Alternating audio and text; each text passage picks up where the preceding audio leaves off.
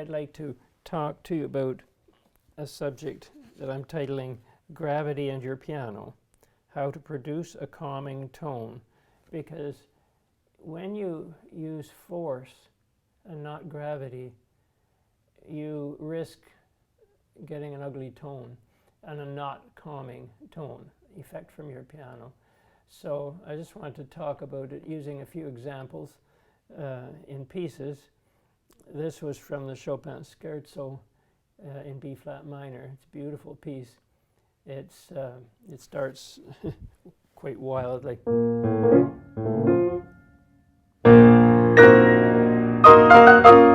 that sort of thing, and has a beautiful melodic line in it as well. But your tone has to relate to gravity, and if you can understand that gravity is always pulling on all of your weight, and then find out where your weight comes from your sit bones. You've got to feel that what you're sitting on is where your center of gravity is when you sit tall, like a spine, like a stack of checkers. And when you lean forward on your sit bones, you're bringing your center of gravity under your elbow, which brings you dead weight of the whole being, of your whole body, to produce a tone. So, and if you turn your hand where you want the melodic line, it'll sing if the finger's firm, and what closes and open make the finger firm, but that does not mean a stiff hand. The hand can be relaxed, so I can have, you see, I can melt into it. If I force it, it sounds forced, and it's not, it's an ugly sound. So you want to be able to get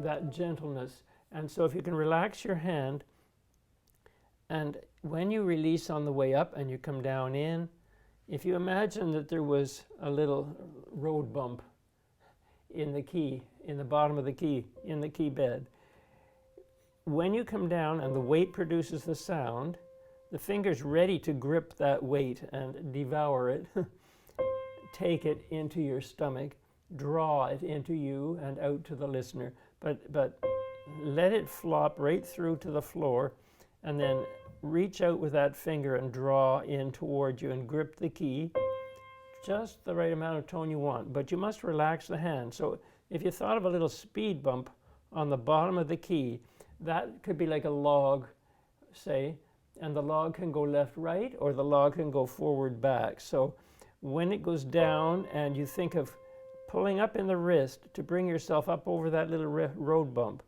then rotate doorknob right or left, clockwise or counterclockwise, to bring the weight over the road bump that's in the other direction. So the road bump at the start, think of it as that, like a log going left and right. You flop down in and you bring it up, because what you're doing when you bring that wrist up over there like that and the arm follows, so relaxed and flop to the floor, is you're storing potential energy to be able to release into the next key. Or I could go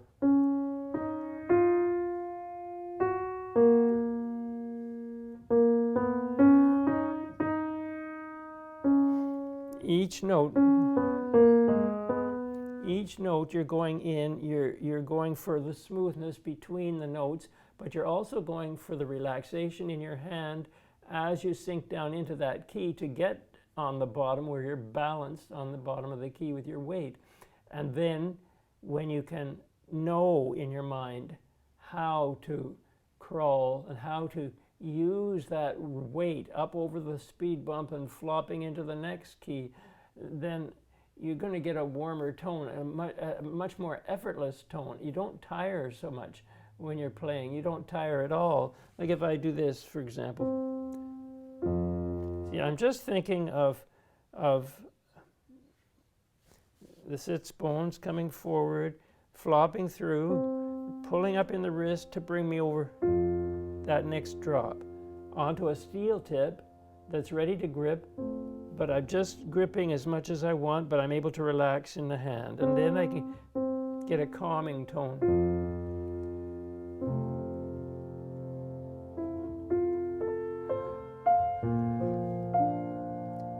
But I'm counting counting as well. I have to micro count to the shortest length note and see that everything stays within its proportions, within the bar. And then I can stretch the rubato and maybe spread and then move a little bit ahead to make up for it, like stretching the accordion and letting go, letting it come back.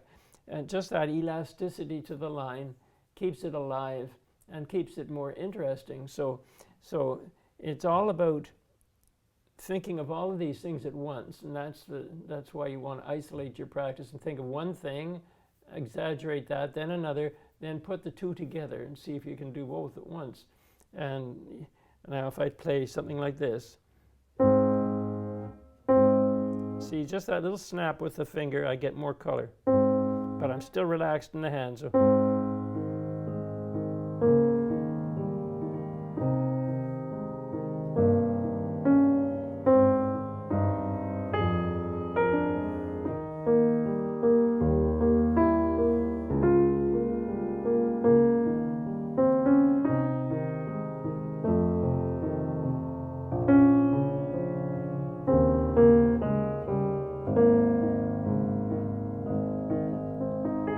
but it's all gravity. It's all the use of gravity, storing the energy and releasing it as kinetic energy, and that goes into the hammer, because what goes down at this end of the lever, it's like a teeter-totter, it goes up at the other, and when it goes up at the other, it propels the hammer up into the wire at the other end, which makes a sine curve, like a skipping rope, this way.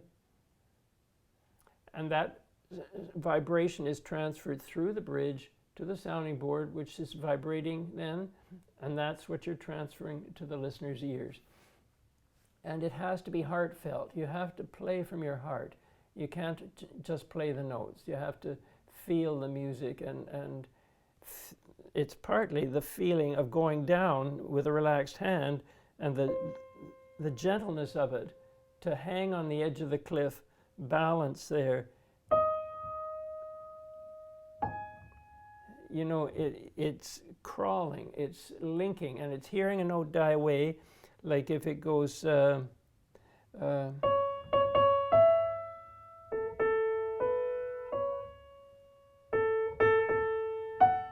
it die down, match how quiet it got. And then it sings. So, like if I go Clair de Lune, I go, relax.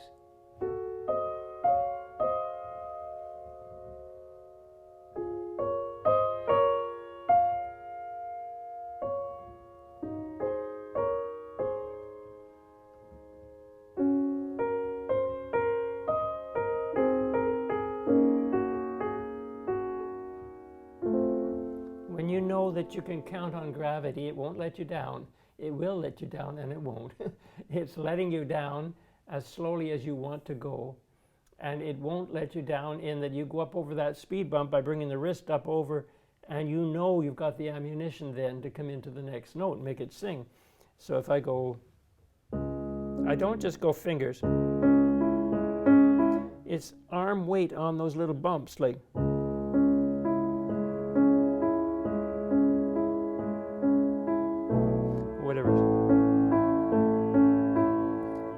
It allows you to feel a smooth line, and that's the trick. And then to make the tone sing. If I go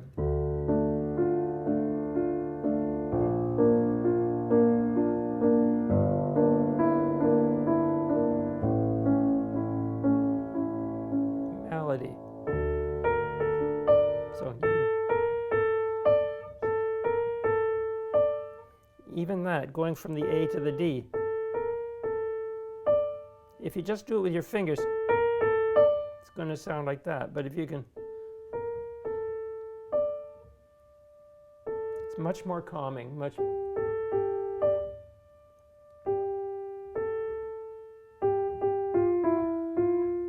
Or if I go.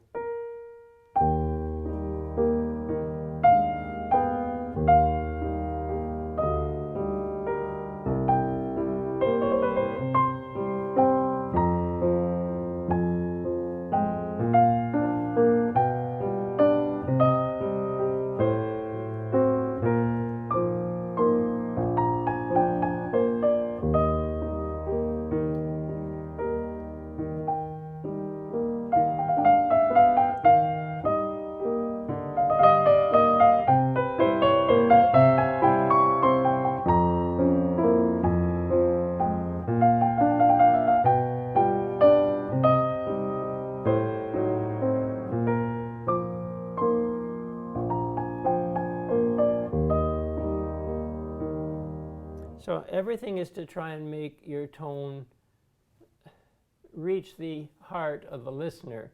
And so it has to reach your heart first.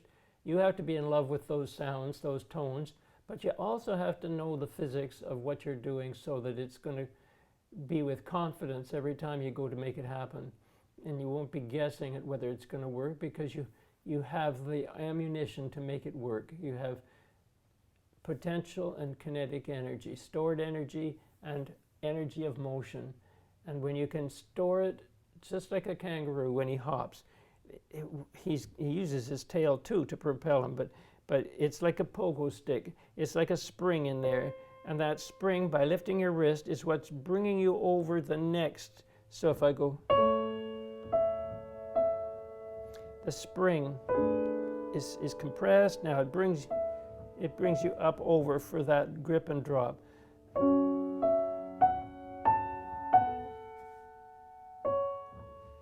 That little bit of sharpness gives the color, and you can carry a lot of your weight, or you can make it heavy if you want to. If you want, you hear the difference? If you think about the warmth and the gentleness of the sound, the purity of the sound, you'll come in with a caring way and just depress the key.